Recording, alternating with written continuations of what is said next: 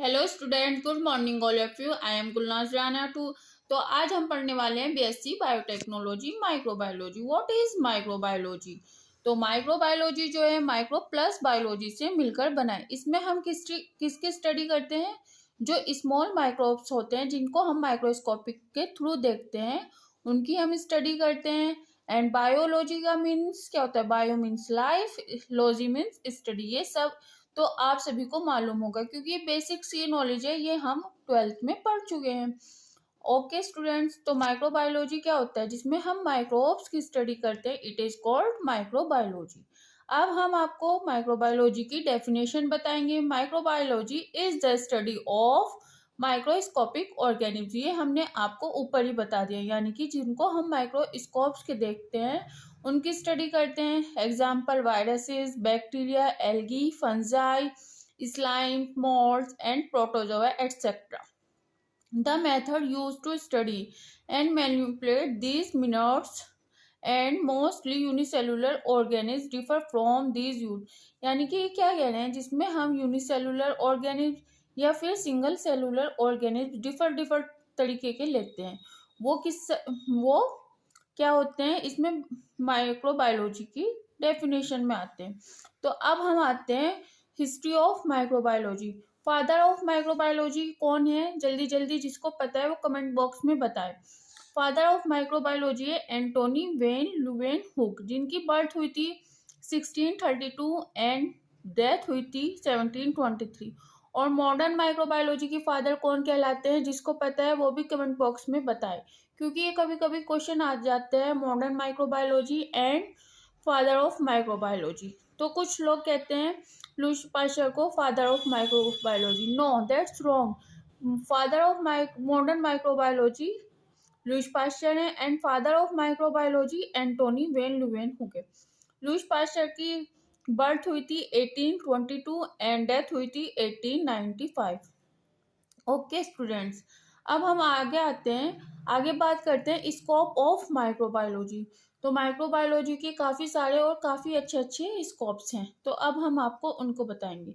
Agriculture microbiology, food microbiology and industrial microbiology and medical biology and aquatic microbiology and aero को एक दूसरा नाम भी है, वो है एस्ट्रो माइक्रोबायोलॉजी।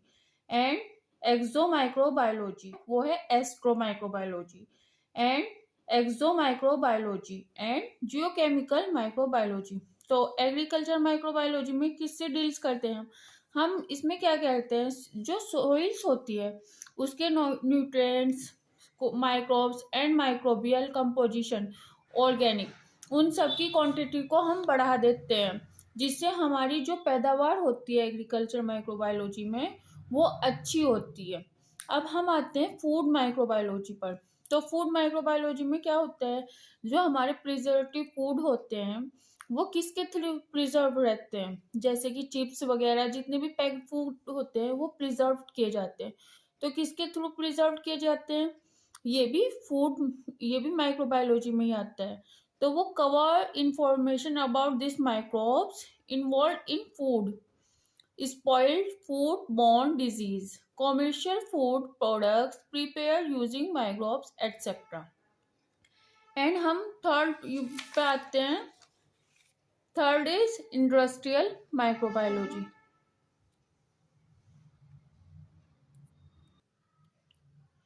अब हम थर्ड पे आते हैं। Third is industrial microbiology express the utility of microbes in the production of antibodies enzymes. ये जो प्रोडक्शन होता है एंटीबॉडीज, एंजाइम्स, अल्कोहलिक, इन सबके फर्मेंटेड फूड में प्रोडक्शन को बढ़ा देते हैं इंडस्ट्रियल माइक्रोबायोलॉजी के थ्रू। अब हम आते हैं medical microbiology deals with the studies. हम इसमें स्टडी करते हैं related to the microbes that cause disease, यानी कि जो माइक्रोब कॉज डिजीज करते हैं उनसे हम स्टडी करते हैं their diagnostic and preservative measures, drug designing etcetera. अब हम आते हैं एक्वाटिक माइक्रोबायोलॉजी। ये क्या होता है? जो हमारे आरओ होते हैं, biological degradation of waste, biological degradation होते हैं जो हम हैंडपंप के नीचे लगाते हैं in aquatic ecosystem by microbes. अब हम aero microbiology talks about the micro organism prevent in air, यानी कि जो भी एयर में माइक्रोब्स होते हैं वो हमारे लिए कुछ तो बेनिफिशियल होते हैं, कुछ हार्मफुल होते हैं। जो हार्मफुल होते हैं वो हमारे लिए इश्यूज क्रिएट करते हैं, एंड जो बेनिफिशियल होते हैं वो हमारी हेल्थ के लिए अच्छे होते हैं। अब आता है exomicrobiology is all about the exploration of life in outer space, and वो हमारे लिए कुछ तो बेनिफिशियल होते हैं, कुछ हार्मफुल होते हैं। जो हार्मफुल होते हैं वो हमारे लिए इश्यूज क्रिएट करते हैं, एंड जो बेनिफिशियल होते हैं वो हमारी हेल्थ के लिए अच्छे होते हैं। अब आता है exomicrobiology is all about the exploration of life in outer space, and last is geochemical microbiology. इसमें हम क्या करते हैं, माइक्रोब्स की एनालिसिस करते हैं, ये कहाँ पर प्रेजेंट होते हैं, coal oil gas formation areas. And आज के लिए इतना ही, और आपको अगर अच्छा लगा हो like share and subscribe. Thank you.